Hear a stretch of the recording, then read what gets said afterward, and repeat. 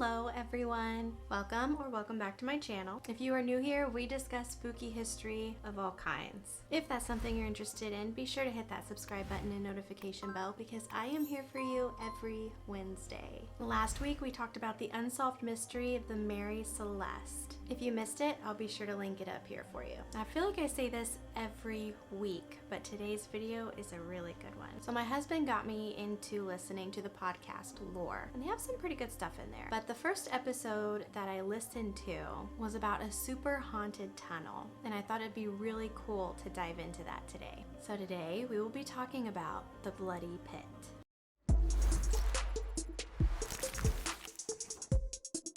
As always, let's talk about the history of the tunnel. Back in the early 1800s, the mill owners of Massachusetts were trying to find a way to ship their products a little easier. At first, they talked about a canal system, but instead decided to make a tunnel. Now, the name of this tunnel is called the Hoosac Tunnel, and it's a railway that is almost 5 miles that is into the Hoosac Mountains. It goes from the west side of North Adams, Massachusetts, to the east side of Florida, Massachusetts. The construction of the tunnel started in 1851, but it didn't finish until about 1875.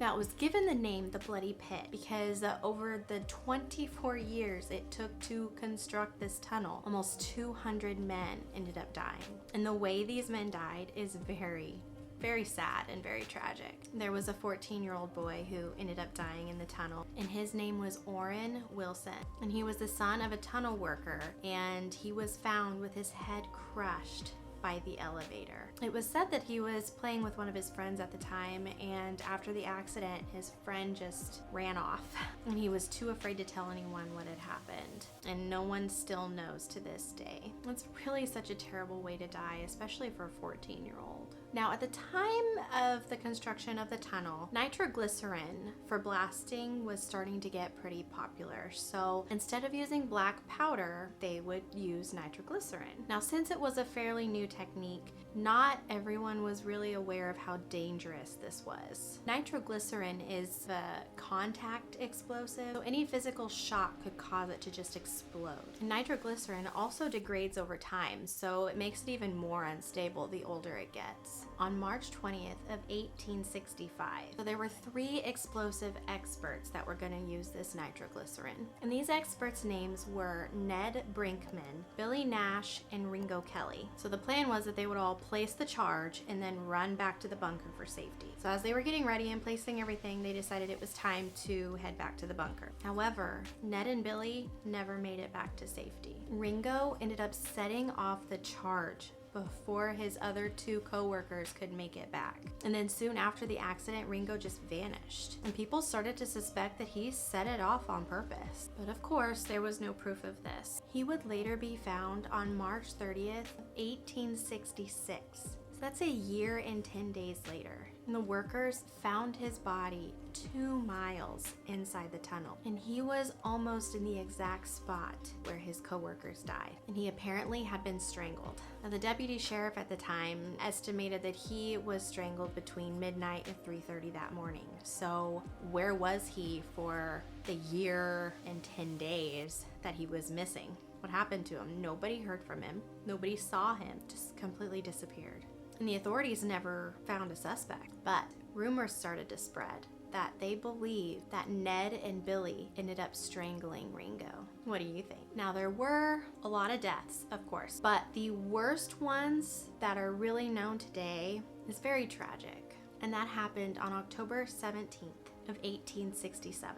Just after 12 p.m. on a Saturday, 13 men were descended into the tunnel's central shaft. And their jobs were to tunnel both the east and the west ends. And what they were doing was constructing a central shaft to help ventilate the finished tunnel. Now, at the top of the shaft of where they were descended, there was a building. And this is where they would store all of their flammable materials, such as oil and power lamps, even explosives that were lowered into the shaft for blasting. It also contained gasoline that was to help with the lighting of the tunnels so the workers could, see, but that ended up being too dangerous. So they were just kind of storing that into the building and not using it really. Now, somehow in the building, some spark happened and it set off this explosion, and these flames just enveloped the whole building. Now, there were 4 men inside and they immediately had to evacuate. There was no way they could stay in that building, which meant that it left the 13 men down below in the central shaft just abandoned. I mean, they were almost 600 feet down. There was no way there was going to be any time of lifting them up before the building would go down. Now, the people were outside trying to extinguish the fire, but soon after that, the building just started to collapse. And the 13 men that were below just were showered with rigging equipment, mining tools, and debris. Now, there was a man named Thomas Mowry, and after the fire started to calm down, he was going to go down into the shaft and see if there were any survivors. Interesting fact, Thomas didn't think he was going to survive while going down into the shaft to look for these 13 workers, so he made out his will before he went down. He did survive, but he almost blacked out because of the lack of oxygen. And since he couldn't survive long down there without oxygen, he just knew that the 13 men that were down there couldn't survive it very long either. Now, after the explosion, there were pumps down there and they quit working, and the pumps were meant to be there to pump out air and water. So without them working, the shaft would soon just fill up with water. And it would be a whole year until anyone went down that shaft again to get the bodies of the 13 men. When they did go down there, however, what they saw had to have just broken their hearts. They found out that the 13 workers did survive for a little while. They ended up building a raft so they could stay above the floodwaters, but eventually just died of asphyxiation. And when I heard that story, I was like, oh, man, that would have just been awful. Building a shaft and hoping that someone would come and they just assumed that you were dead and doesn't return for a whole year. I want to know why they didn't go back for a whole year. That's my question. I just thought that was such a crazy, sad story. Now, you guys, the hauntings of this place, crazy. Okay? In 1868, a mechanical engineer and former military officer named Paul Travers had received a letter from a man named Mr. Dunn, and he was head of the construction company who was working on the tunnel. And Mr. Dunn was asking Paul to come and examine the tunnel for him. And he was kind of desperate because his workers were starting to complain about hearing someone calling out in agony. So his workers were refusing to go in and work after sundown, which had caused the work on the tunnel to drastically slow down. So they weren't getting enough done as what they needed to. So Mr. Dunn was really thinking it was just sounds coming from the mountainside. So he was really hoping Paul would come and investigate what his workers are experiencing and just kind of, I guess, set his workers at ease so that they can get back to work. Well, Paul ended up writing a letter about his experience in the tunnel to his sister. And I have here what he wrote, so I figured I'd just read it. And Paul ended up going into the tunnel with Mr. Dunn on September 8th, and here's what he said in that letter. Dunn and I entered the tunnel at exactly 9 p.m. We traveled about 2 miles into the shaft, and then we stopped to listen. As we stood there in the cold silence, we both heard what truly sounded like a man groaning out in pain. As you know, I have heard this same sound many times during the war. Yet, when we turned up our wicks on our lamps, there were no other human beings in the shaft except Mr. Dunn and myself. I'll admit, I haven't been this frightened since Shiloh. Mr. Dunn agreed that it wasn't the wind we heard. Perhaps Nash and Brinkman? I wonder.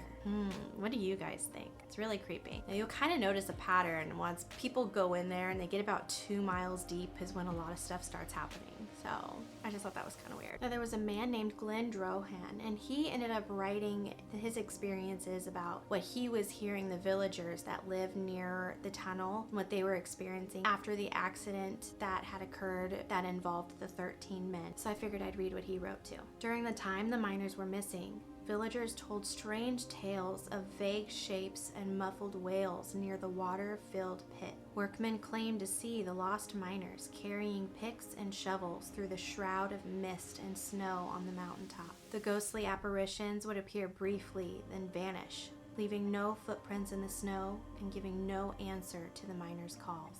Wow, really creepy. But the crazy thing is that after the 13 men were found and buried properly, those experiences that people were having just stopped. Now, the last encounter that I found that I thought was really interesting it's a good one. And I have what he wrote down on it too, but I'm gonna kind of explain things first before we get into what he wrote. Now, this encounter involved a Dr. Clifford J. Owen and the drilling operations superintendent, James R. McKinstry. And they went into the tunnel June 25th of 1872.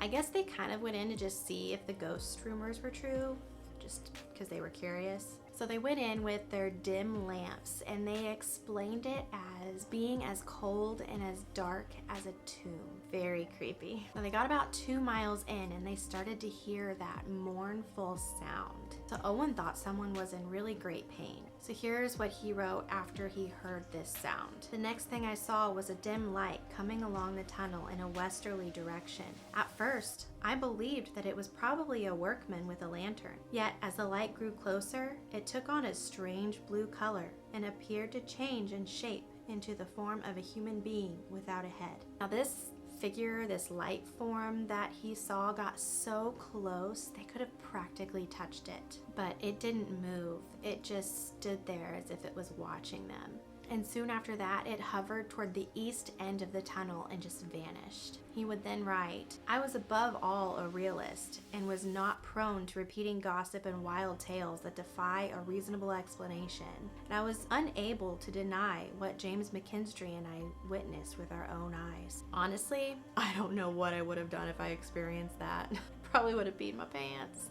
And I would have been running out of that tunnel as fast as I could. Now today the tunnel is still pretty popular. People do ghost hunt there. And it is still active today, but just not as active as it was in the past. But it's a really super creepy place. I feel like I've heard of it, but I don't really remember hearing about it. So I'm thinking maybe like Ghost Adventures went there like a long time ago and I just watched it and then just kind of forgot about it. But it seems like a really cool place. So many tragic deaths had happened there. So it's kind of a given that there would be hauntings there, you know. But let me know if you've heard of it and if you've been there, experienced anything. But anyways, guys, that's it for me today. Thank you again for joining me. Let me know what you think about my videos down in the comments. Let me know if you have any suggestions. I will see you guys next Wednesday. I am here every Wednesday at 10 a.m. Central Standard Time. So I will see you guys next week and I hope you have a great rest of your day. Bye.